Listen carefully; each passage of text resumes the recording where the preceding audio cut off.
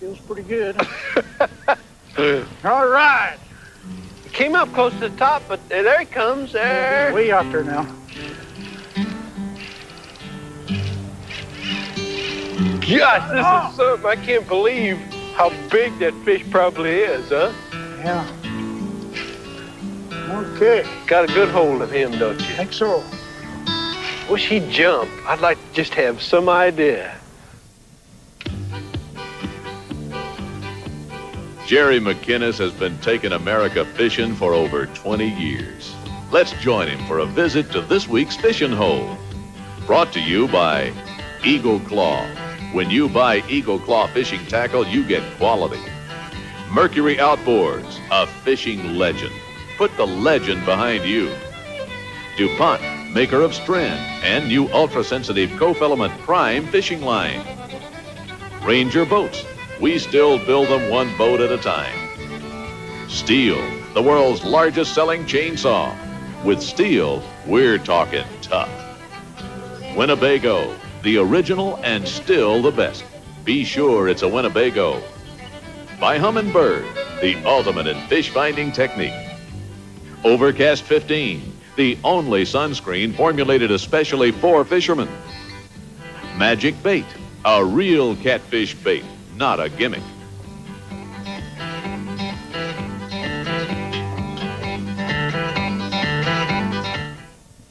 Hey, am I not about the dandiest looking cook you have ever seen?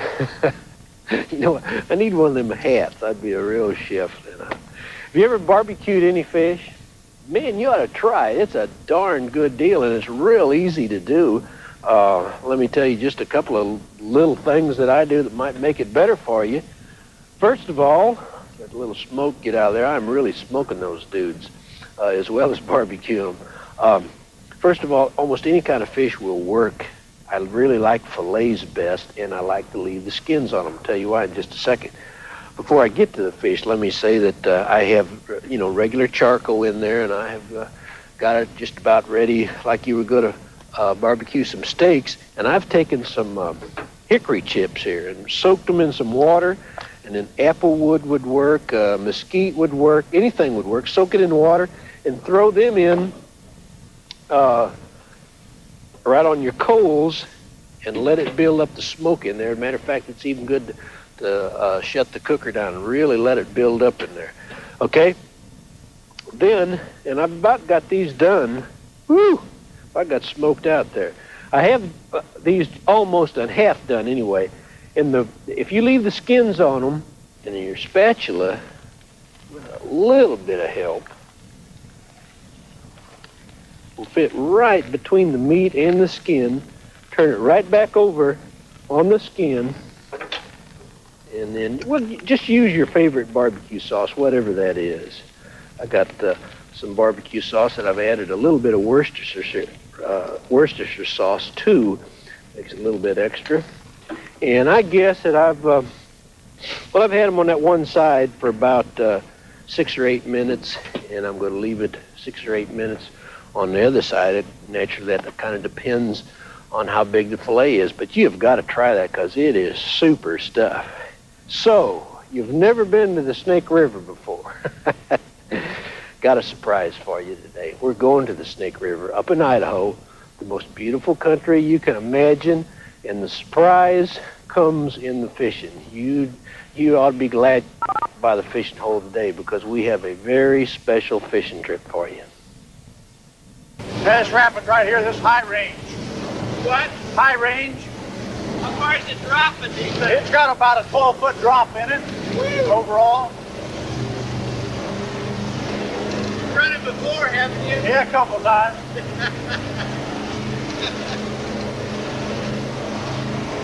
This ain't the one with the can opener in it, is it? No. The little can opener's down below. There's pretty good little rapids here, though. Pretty big water out there.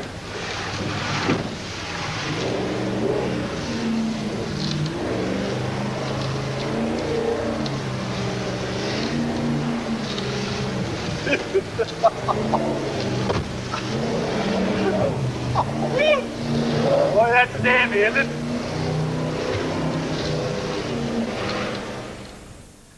Say, that was Wally Beamer from Beamer's Landing, and you pay real attention on how to get a hold of Wally, because when this whole thing is done, you're going to say, man, I need to stop in out there on the Snake River and have Wally take me into Hell's Canyon.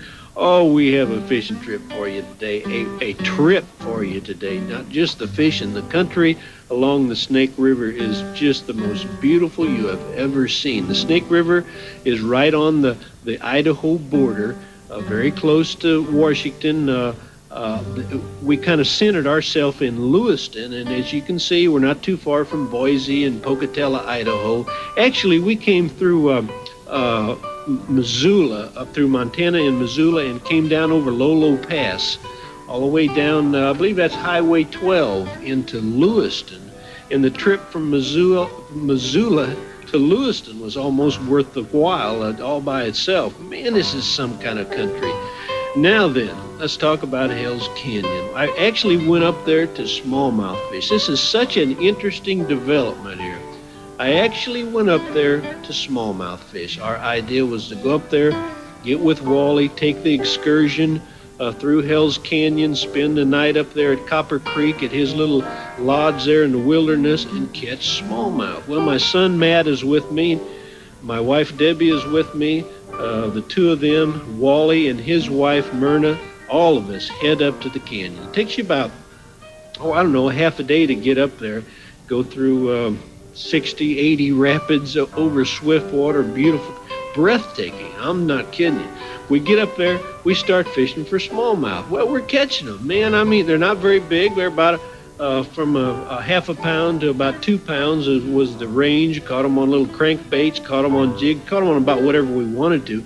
Just fishing out of Wally's big a jet boat, drifting down the river. Really, the fishing was okay. But we got to talking about the sturgeon. I didn't know anything about sturgeon. I thought that when you caught a sturgeon, it was like 1 in a million chances of ever even getting a bite from a sturgeon. Wally and I sat around one evening and talked about them, though. And he got, I said, well, Wally, how would we go about catching one? And what would our chances be? And he told me, and he said, shoot, if we wanted to catch one, we'd just go off up one of these holes and we'd catch one. So I said, hey, Wally, I'm all for that. I never saw a sturgeon before, much less catch one. So the next morning, we went out, got us some bait to catch them on suckers and even catch them on live trout, and it's legal to fish this way up there. We got up in one of these real deep holes. Wally knew exactly where to go, exactly what to do, and I got in on my first little experience of doing some sturgeon fishing. What kind of a bite will you get now? Or a strike? Will it be a little? No, a lot of times they'll take a pretty good shot at it. They'll hit it pretty hard. And then you got to pick up your pole, and the sturgeon won't take that bait in his mouth till he starts swimming off. And when he does, you got to give him about 10, 15 feet of slack. And he'll swim off with it, and then you sock it to him. Okay, we're going to let you hook the first one. Okay, good. You're glad to hear that, ain't you? Because yeah. You didn't think I could hook first. No. It's probably the trickiest part of the whole thing is the hooking them. And I miss a few of them. A little one, they'll get a hold of it and start shaking around, pecking around on it, and you know it's just a small fish. But the big ones usually get real serious, real quick. What do you think?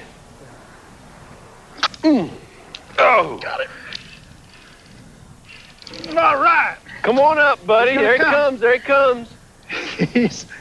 He's a good one. Well, I guess I better go sit down and rest up and get ready to relieve I'm you. going to let you have him. Maybe I don't want him. Hey, it might come up. Coming back toward me. He is. Might come up. All right. How long is this likely to last? An hour? Yeah, it depends. Some of them come in fairly easy, and some of them, they usually average about an hour on them. Here, Jerry, you better. Okay, let me. Take a whack at him. I might as well get ready. He's coming at us. Right. Keep tight line on him all the time. Good and steady.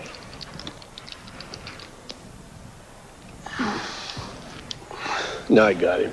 Okay, man. Yeah, you got it. Yeah. We got him. We got him where we want him now. In the river. We don't know who's got who yet. Yeah, ain't that the truth? He's probably telling everybody down there, look what he's caught. That little critter's awful mean. Oh, boy. We'll stop him for just a minute anyway. Steady, because it's 80 pounds. If he wants to go, he'll go. Yeah. Well, he's way out there. Oh, he just... It's going to take you 45 minutes to get him back here. Yeah, if he just came straight back to me, it'd take me 30 minutes. I'm all into new line now. I can tell it's all nice and clean. Well, just keep him tight. Okay, you want him to come in a ways, isn't he? Oh, yeah. Well, there he goes again. He's got more line out now than he's had in a long time. He might be getting ready. Ooh, boy, he is shaking his head. That's scary. To think that a fish out there that could be 8 or 9 feet long is upset with us. He moved up real high. Yeah.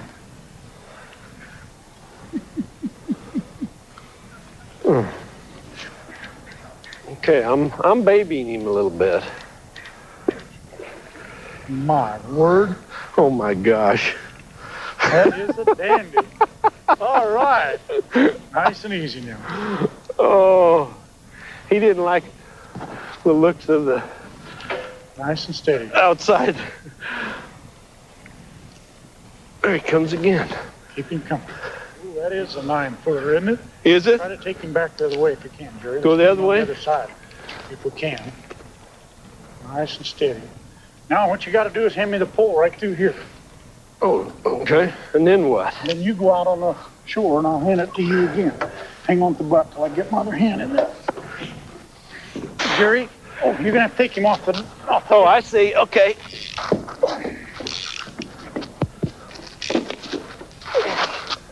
You got it. I got it. All right. Holy cow. I wouldn't want him on my ultralight. Holy cow. Don't let him hit the boat. If that line hits the boat, he'll cut it instantly. Well, I can't do nothing about it, Wally. Yeah, you're doing fine. He's swimming Just underneath like that darn boat. Look at that monster. I can't believe it. Okay. Holy cow. Come right over here with him. Okay. He's a dandy. How long is he? Awful close to 9 foot. Let's keep coming this Are you way. going to have to get out in the water on him? Yeah. Right here.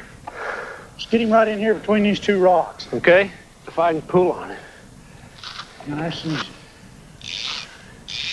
You positive that fish is okay? Yeah. He he's just fine. hooked in the lip. He's fine. That's good. That's where you want him hooked. Boy, that is a big one. Before we unhook him, I want to check his length. Okay? Okay. Good heavens. He's a dandy, isn't he? Did I do good, Wally? Boy, you did great. That was really I good. tell you what, that was a combination catch now. Hold that right there at his nose. Okay. Oh, that's quite a fish, isn't he?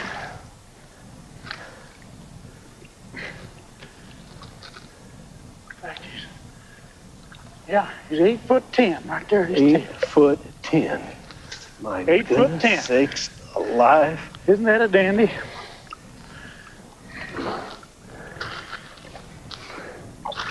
Look at that mouth on it. He wasn't hooked that bad, you know. That's where we usually look at it. Well, I can't. Isn't that believe- something? He's just like a sucker, isn't he? Yeah. Let's roll him over here now, nice and easy. By gosh, no wonder they're protected. That's Wally, a beautiful thing, it is. That's an animal. Wouldn't that be Just a horrible? beautiful animal. Oh, buddy, I'm telling you what, I'm so He's proud about of you. 150 years old. 100 and, well, we figured out about 100, pretty close. Twice. Yeah. Wow, four times older than I am, Wally. 30, yeah.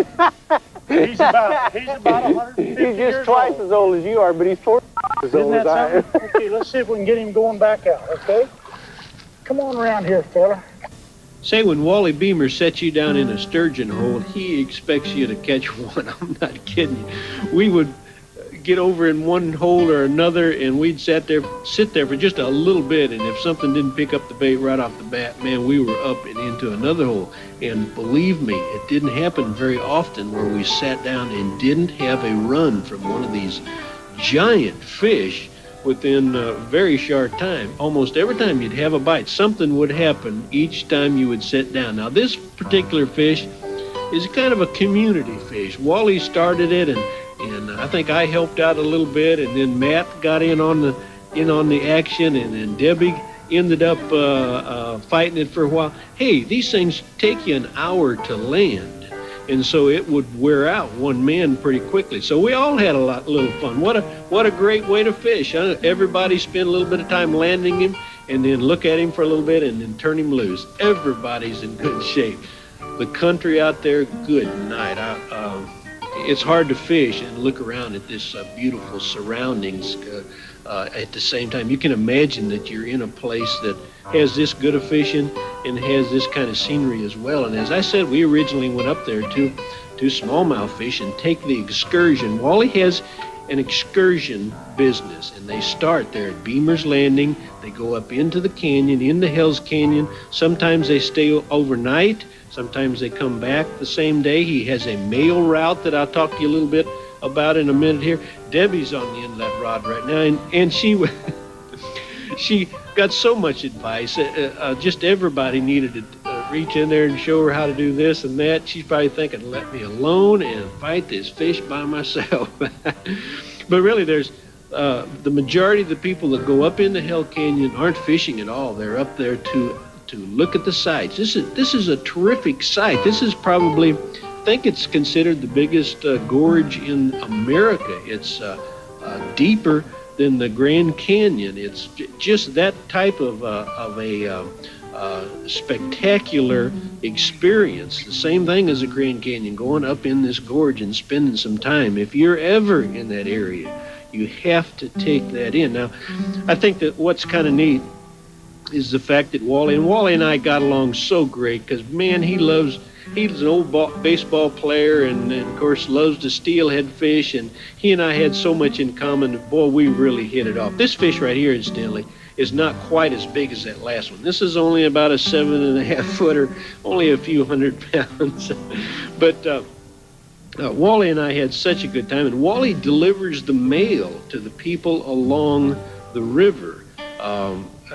Also, about once a week, they take what they call the mail route, and they take passengers with them, and they enjoy the excursion as Wally is delivering the mail. That's very interesting, I think. Boy, we have caught a big fish, and I can't say enough about these things. They were, oh my goodness, they were just kind of like friends when you'd catch them and look at them and make sure they were in real good shape and turn them loose. They lived out in those holes for 100 to maybe 150 years. Can you imagine that? You stop and think about that. How many years 100, 150 years ago was, and then get to thinking, well, that big fish was out there living in that hole at that time. That's really hard to grasp. Here's a little bit of a look at our location again. Beamer's Landing is located by road about 20 miles up from Lewiston. From there, you get in the excursion boat, and you can go all the way up to the dam of Hell's Canyon, practically to the dam anyway, and then turn around and go back. Or you can stay at Copper Creek, like we were doing. Right here is a look at Copper Creek. And we're going to, gosh, we've been talking about Wally Beamer all this time, and we haven't had too much to say about Myrna. Boy, is she a dandy. I referred to her as the best cook in Hell's Canyon, and she is a terrific cook. And she was interested in telling us about the mail run right here. Do you bring more than just the mail, or? Yeah, we bring all the groceries. They give us a list one week, and we fill it, and then bring it back the next. Mm-hmm. I think that people would enjoy coming up on the mail route as much as they would just And they can make reservations and come up with you on the mail route. The mail route is really fun. Everybody really enjoys that because they love to see the cowboys come down with their packs and pick up everything, and it's really kind of a unique thing for them. How about the winter? Oh, the winters are great. That's super in the winter.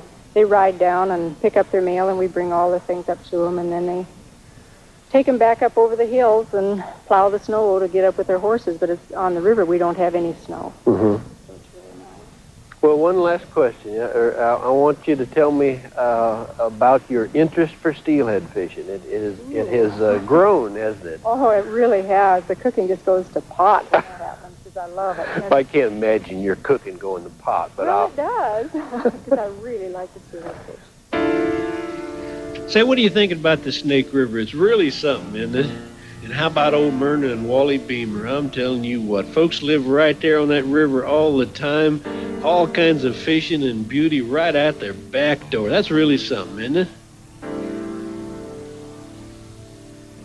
Well, to survive, born as a child, the call of the wild, the chase is on. Don't look behind, with goals on the mind, just one in our line, the chase is on. Say la la la la, say la la, say la la la la, say la la la la, say la la, say la la, the chase is on, chase is on. Nature has a way putting in its place the current suns and days. The chase is on. Learn day to day that there's no other way. The killer and the prey, the chase is on. Say la la la la, say la la, say la la la la la, say la la la la, say la la, say la la, the chase is on. Okay, right there's Hat Point Lookout. That's right there on top of that mountain. That's the deepest part of the canyon on the Oregon side. That goes up to about 7,200 feet. It's on Oregon. Yeah, that's on the Oregon side. This side over there is Idaho. That's Idaho, yeah. The Seven Devils set right back of that mountain there. They go up to 9,600 feet. We'll get up here about another mile, we'll be in the deepest part of the canyon.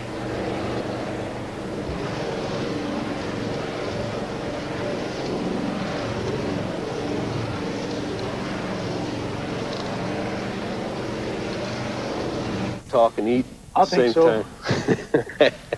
Wally, this is a tough job, you know, but like my friend, got a friend at home that says that somebody has to do it. Yeah.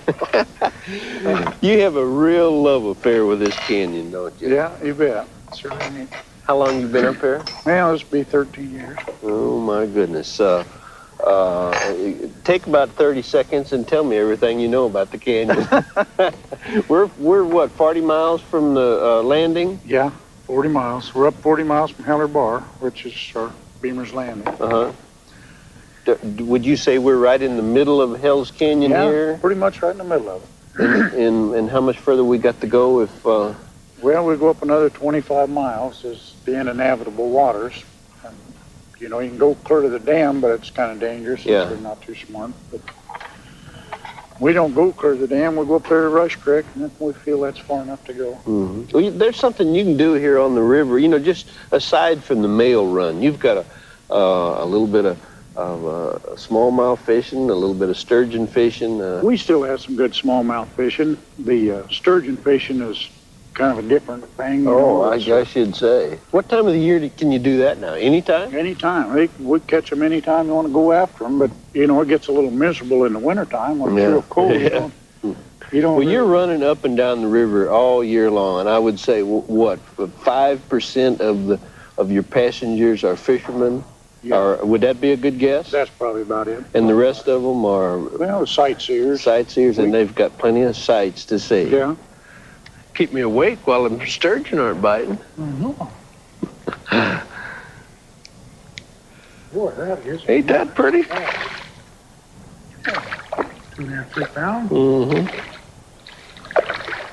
Boy, I mean, he jumped on that thing, too, and I just threw it way out in the middle of the darn water. Shoot. What's wrong with him, Wally? What kind of bass you're supposed to be catching? Yeah. Now that we've decided to go to sturgeon. Yeah. Hand me you got your pliers right handy? Because we don't want to hurt that little guy. I'm loose.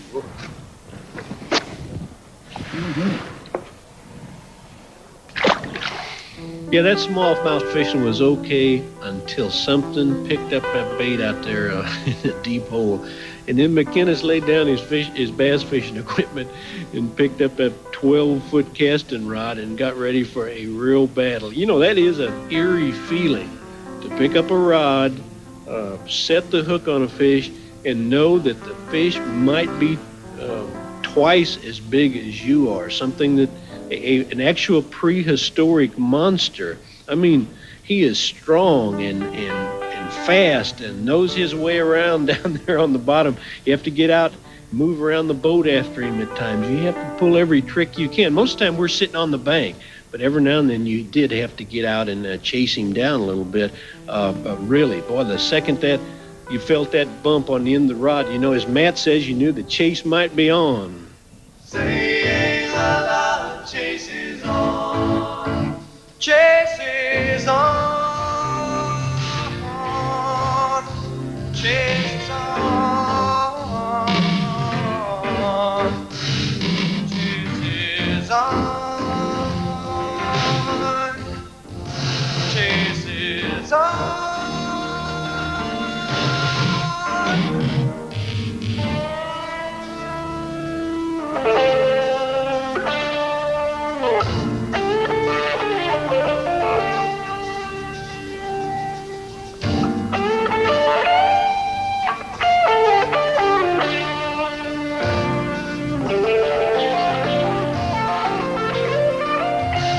Say la la la la la, say la la, say la la la la la la, say la la la la la, say la la, say la la, the chase is on. You know, this particular fish that we're fighting right here is actually well, I can't call him a mistake. We didn't mean to catch him. We were going on back to the landing. We had really no intentions of doing any more fishing. Made one setting to catch one and hooked the biggest one that we caught the whole trip. This fish was probably about 10 foot long, and Wally estimated him at 350 pounds. We've got a crowd watching us, too. One of Wally's excursion boats was coming up the river at the same time we were fighting this fish, and they just pulled into the bank and got them some coats and sat out there and enjoyed the fishing. They thought that was a part of the excursion, I guess, but not really. Oh, what a fishing trip to the Snake River. I'll remember it as long as I live.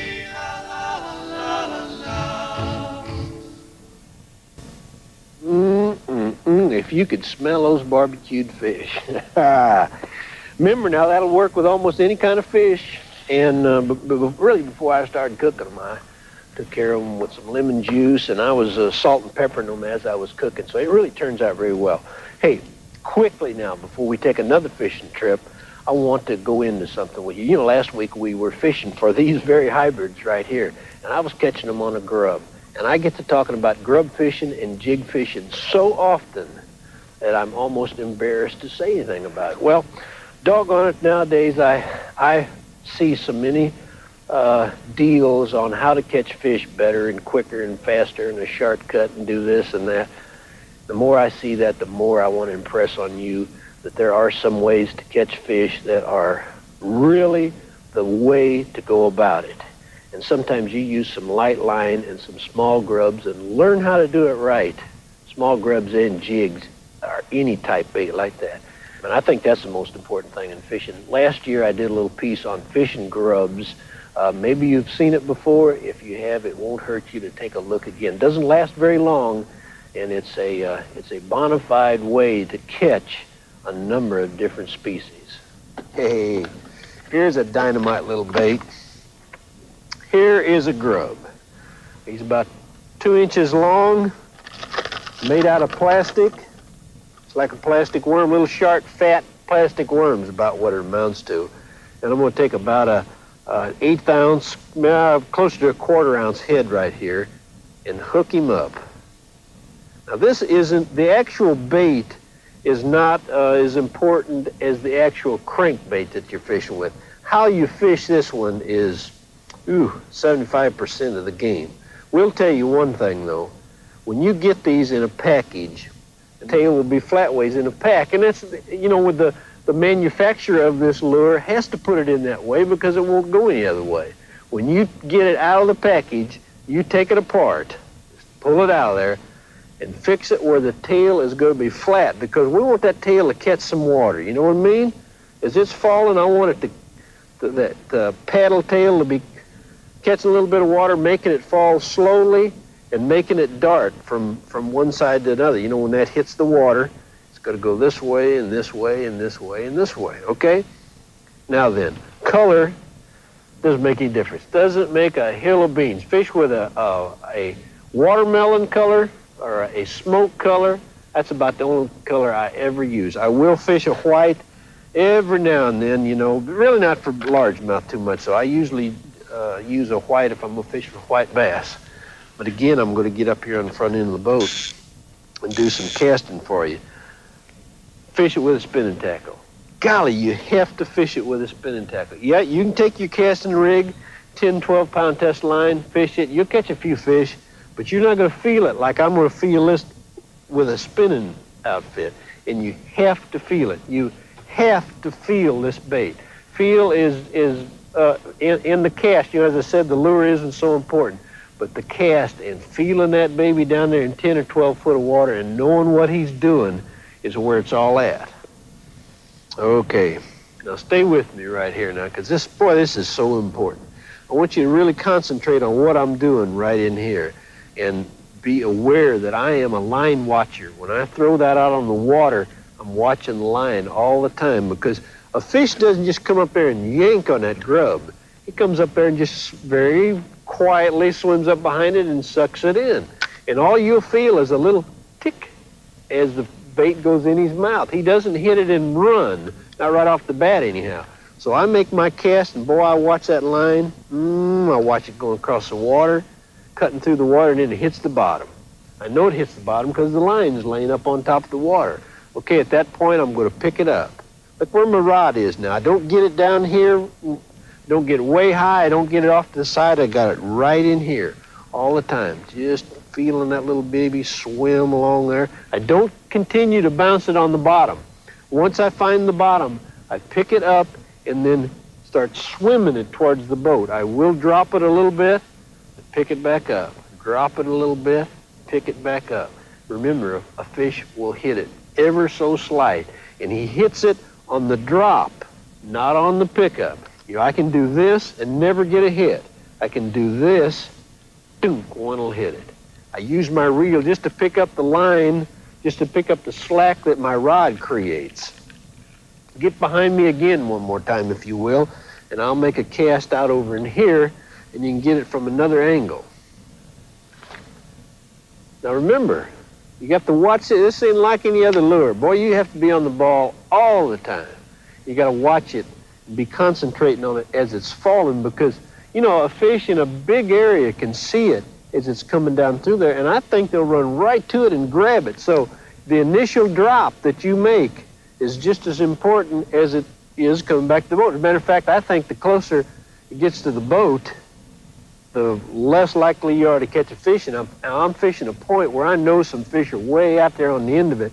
You know, I'll fish it about this far right here, being so careful. Boy, I've done this so often that I can actually just, it's kind of funny. I always tell people to jerk just before the fish hits it, which is a little far-fetched, but boy, a lot of times I can just sense that a fish is about ready to hit it. But anyhow, when I am fishing on a point or on the end of a little sunken island out there, boy, I get it right back in through this area and get it back in on that point. Get it down there where those fish are at.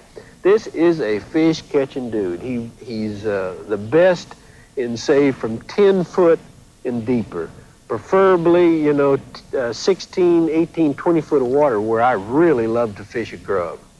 I've caught so many largemouth and smallmouth on this bait. As a matter of fact, you know, if you take this and fish it just like a bucktail jig or just like a little crappie jig, you wouldn't be far off. And in many instances, a jig, or, you know, a crappie jig or a bucktail jig with a piece of frog on it will do about the same as. I'm partial to this little guy right here. He's a fish catching dude.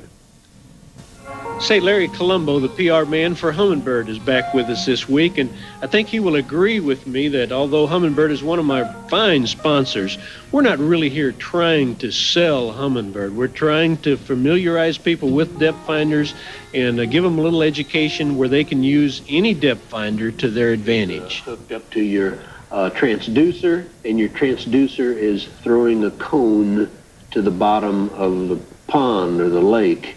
And I thought it was interesting what you said a little bit ago about the area that this cone would cover. Yeah, most people wonder how much area, and Jerry, there's a very simple rule of thumb. You take the depth of your water, divide it by 4. That will give you the diameter of the cone at the bottom. And this is on a normal 16-degree cone angle, which we find on most flashers or most LCRs or stuff like that. Chart recorder's a little different. They have a wider cone. But divide the depth by 4. If we're in 20 feet of water, we have roughly a 5-foot diameter area that we're covering. On the bottom? Sure. Let's just take 4 situations. Let's take 20 foot of water, and let's say that we've got some brush that's sticking up off the bottom in 10 feet of water. Sure. This is what it's going to look like. Sure. Now, fish can come in and out of this signal and throw some different flashes in there, but basically the signal that is connected to the bottom like this is right here will be brush, right? Oh, sure. And Jerry, that will be a stationary signal. The thing you remember is the brush will not move. As providing your boat is stationary, if you're anchored or you're sitting right over that brush, it's not going to move. It's going to remain a constant flash on your dial. It's the signals that come and go that are the key. Those are the ones that, if we were crappie fishing over a brush pile and the signals were coming and going, that would be our fish. The signals that remain constant would be our brush. Okay, now then, let's look at the signal you get if you're sitting up on top of a roadbed. Or something real hard. Oh, sure. It's going to throw a double signal. Oh, sure. You've got, let's imagine you're bouncing a rubber ball. If you're on a hard surface, naturally your ball bounces 2 or 3 times. The harder your bottom, the more signal or more echo you're going to get. And so basically, if you're in 20 feet of water, you would get another echo at 40 feet. And if you went over a real hard surface, that echo would be very, very predominant. And that's how you can basically tell when you go over a hard surface. Now, how about a steep bank? A steep bank, Jerry, your bottom signal would get considerably wider. The wider that bottom signal gets, the more irregular the bottom is, because your transducer cone angle is basically hitting on the top and the bottom of that contour, causing you to have a considerably wider area. So that bottom signal could be as wide as 5 to 7 to 10 feet wide, indicating that you've just gone over a very steep drop. How about 20 foot of water? And this time, let's say there's some fish suspended in 10 foot of water. What is the look there that's different from, say, that first one we were looking at, where there's a 10-foot of brush? What's the difference there? Your brush, chances are, Jerry, is going to be a lighter, a not as pronounced signal. If you have a fish, and we're talking about a pretty decent fish. Now, we're not talking about bait fish. Bait fish will be a thin signal.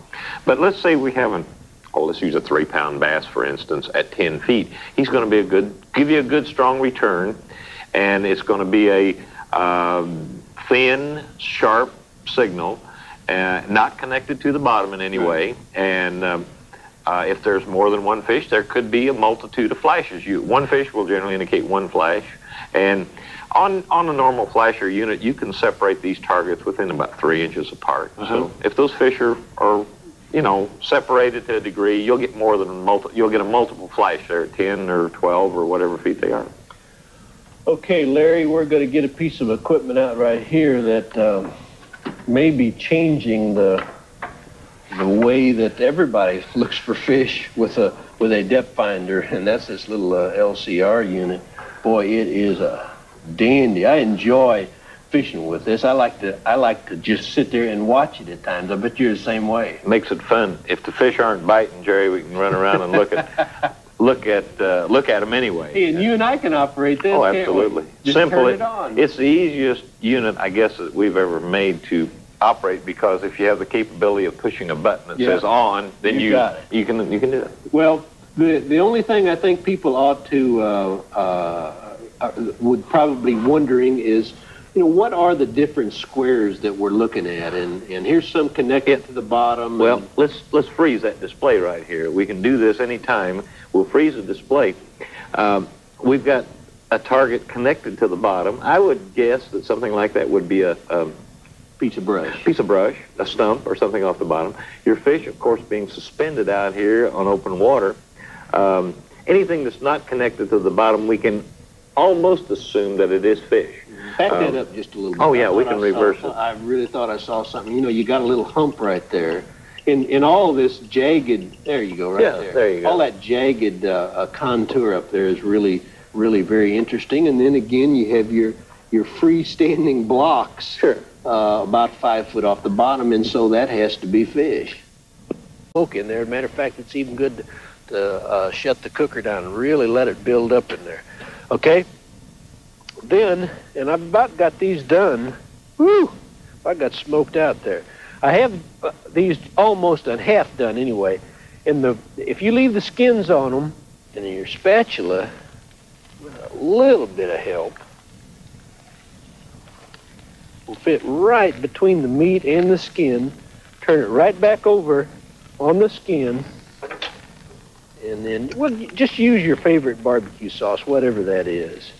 I got some barbecue sauce that I've added a little bit of Worcestershire sauce too. Makes it a little bit extra. And I guess that I've had them on that one side for about 6 or 8 minutes, and I'm going to leave it 6 or 8 minutes on the other side. Naturally, that kind of depends on how big the fillet is, but you've got to try that because it is super stuff. So, you've never been to the Snake River before. Got a surprise for you today. We're going to the Snake River up in Idaho, the most beautiful country you can imagine, and the surprise comes in the fishing. You ought to be glad by the fishing hole today, because we have a very special fishing trip for you.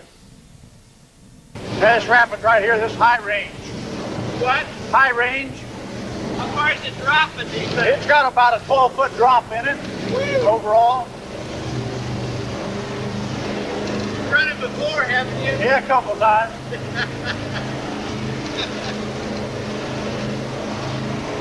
This ain't the one with the can opener in it, is it? No, the little can opener's down below. There's pretty good little rapids here, though. Pretty big water out there.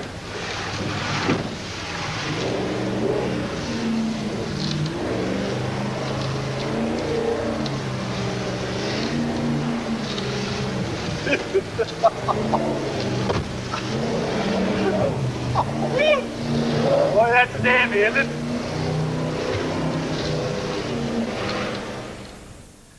Say, that was Wally Beamer from Beamer's Landing, and you pay real attention on how to get a hold of Wally, because when this whole thing is done, you're going to say, man, I need to stop in out there on the Snake River and have Wally take me into Hell's Canyon.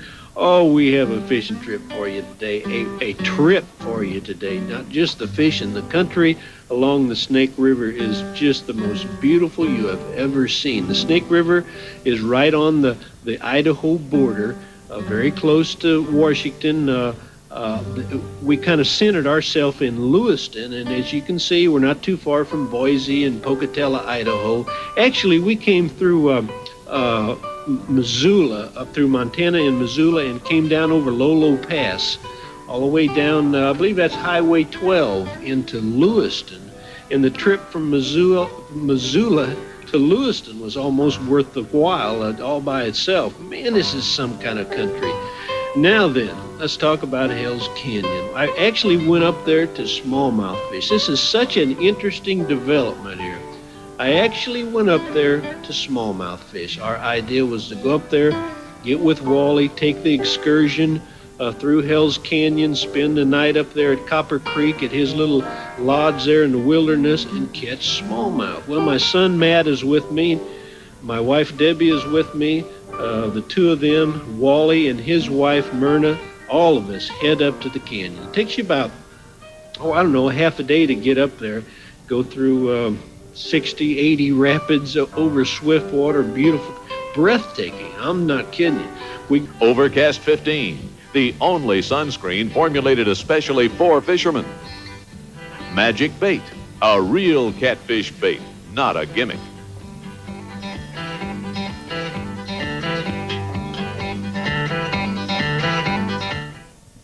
Hey, am I not about the dandiest looking cook you have ever seen? You know, I need one of them hats. I'd be a real chef then. Have you ever barbecued any fish? Man, you ought to try it. It's a darn good deal, and it's real easy to do. Let me tell you just a couple of little things that I do that might make it better for you. First of all, let a little smoke get out of there. I'm really smoking those dudes, as well as barbecue them. First of all, almost any kind of fish will work. I really like fillets best, and I like to leave the skins on them. I'll tell you why in just a second. Before I get to the fish, let me say that I have, regular charcoal in there, and I have got it just about ready, like you were going to barbecue some steaks. And I've taken some hickory chips here and soaked them in some water, and then apple wood would work, mesquite would work, anything would work. Soak it in water and throw them in right on your coals and let it build up the smoke. Feels pretty good. All right. It came up close to the top, but there he comes. There. Way out there now. Gosh, this is something. I can't believe how big that fish probably is, huh? Yeah. Okay. Got a good hold of him, don't you? I think so. Wish he'd jump. I'd like to just have some idea. Jerry McInnes has been taking America fishing for over 20 years. Let's join him for a visit to this week's fishing hole. Brought to you by Eagle Claw. When you buy Eagle Claw fishing tackle, you get quality. Mercury Outboards, a fishing legend. Put the legend behind you. DuPont, maker of Strand and new ultra-sensitive co-filament prime fishing line. Ranger Boats, we still build them one boat at a time. Steel, the world's largest selling chainsaw. With Steel, we're talking tough. Winnebago, the original and still the best. Be sure it's a Winnebago. By Humminbird, the ultimate in fish finding technique.